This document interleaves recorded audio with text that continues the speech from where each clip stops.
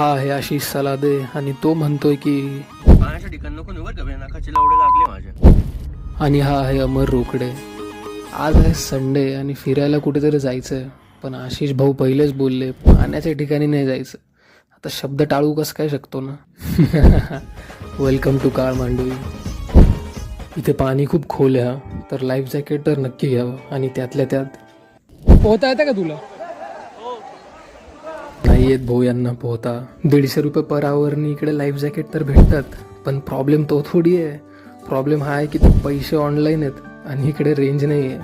आता 80 किलोमीटर दूर येऊन जर या भाऊनी जुगाड नसता केला ना, तर बस वॉटर बाथ नाही सनबाथ करून घरी जायला लागलं असतं.